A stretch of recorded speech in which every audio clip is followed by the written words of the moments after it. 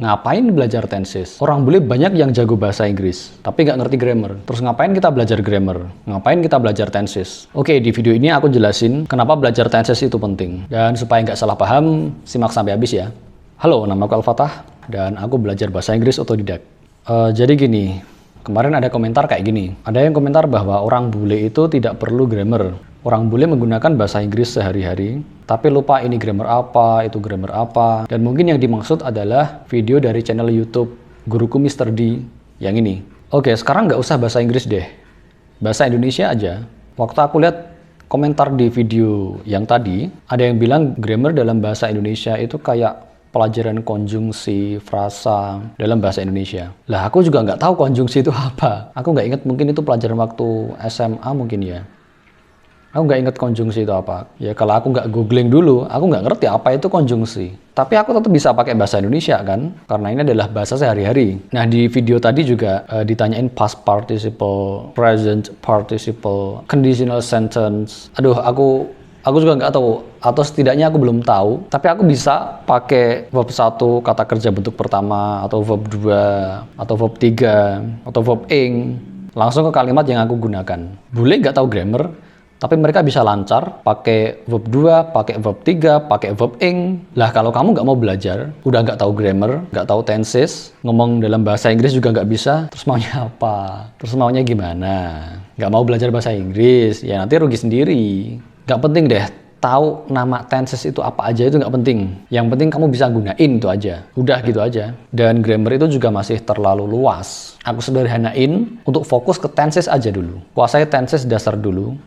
Praktekkan, nggak cuma dihafalkan. Praktek itu lebih penting, sama kayak kasus ini. Tenses itu penting karena beda situasi biasanya tensesnya berbeda. Lah, guruku Mr. D juga pernah posting di video ini. Jadi, guruku Mr. D lagi pulang dari suatu tempat, lalu tetangganya tanya, "Kamu dari mana?" Tapi menggunakan tenses yang kurang tepat. "Where are you from?" Lah kan jadinya guruku Mr. D nggak paham. Dikiranya kamu berasal dari mana? Dijawabnya, "I'm from America." Padahal yang dimaksud tetangganya itu adalah, "Ini kamu habis dari mana?" Lah mestinya itu pakai kalimat, "Where have you been?"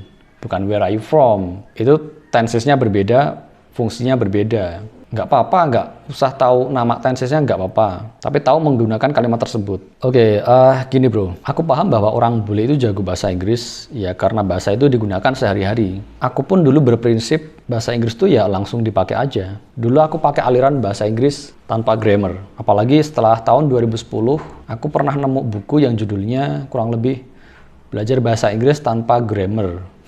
Itu semakin menguatkanku untuk beraliran bahasa Inggris tanpa grammar. Sampai aku beberapa kali berdebat di grup Facebook belajar bahasa Inggris. Di situ aku berdebat sama ya mungkin senior-senior di situ ya, bahwa belajar bahasa Inggris itu tidak perlu pusing-pusing ngurusin grammar. Ya aku jadi ketawa, keinget masa-masa itu. Ya berdebat sana sini. Kokoh kalau nggak perlu ngurusin grammar itu nggak perlu ya. Ya itu masa laluku. Oke. Dan apa bedanya cara belajar bahasa Inggris orang bule? Kita nyebutnya orang bule itu orang yang menggunakan bahasa Inggris sebagai bahasa sehari-hari ya. Yang dari kecil setiap hari memang menggunakan bahasa Inggris dalam percakapan sehari-hari. Apa bedanya cara belajar bahasa Inggris orang bule dengan kita? Begini, ada fakta-fakta yang menunjukkan perbedaan mencolok cara belajar bahasa Inggris antara orang yang tidak dibesarkan dalam lingkungan yang menggunakan bahasa Inggris sebagai bahasa sehari-hari dengan orang yang belajar bahasa Inggris sebagai bahasa kedua. Dan belajar bahasa Inggris sebagai bahasa kedua juga berbeda cara belajarnya antara anak-anak berusia sekolah SD dengan cara belajar anak-anak berusia SMP, SMA, dan ke atas. Oke, fakta pertama. Orang bule itu anak-anaknya mendengar kalimat-kalimat berbahasa Inggris setiap hari. Coba bandingkan dengan kita. Apakah kita sejak kecil sudah menggunakan bahasa Inggris sebagai bahasa sehari-hari? Ya aku sendiri sayangnya nggak punya kesempatan itu. Fakta kedua, cara belajar bahasa Inggris anak SD dengan anak SMP, SMA itu berbeda. Prinsip anak dalam belajar adalah pengulangan. Anak itu menyerap apapun melalui pengulangan. Anak tidak tahu atau belum mengerti konsep tenses. Ya gimana mau ngerti konsep tenses? Lah wong mau bilang mama atau ibu saja harus berusia tahunan dulu, baru bisa terbentuk pola bicaranya. Setelah melalui banyak rangsangan suara, yaitu bahasa yang digunakan oleh orang tuanya atau lingkungan terdekatnya, terbukti bahwa orang yang mengalami masalah pendengaran sejak lahir biasanya akan kesulitan berbicara karena tidak menerima informasi yang real mengenai suara bahasa yang digunakan.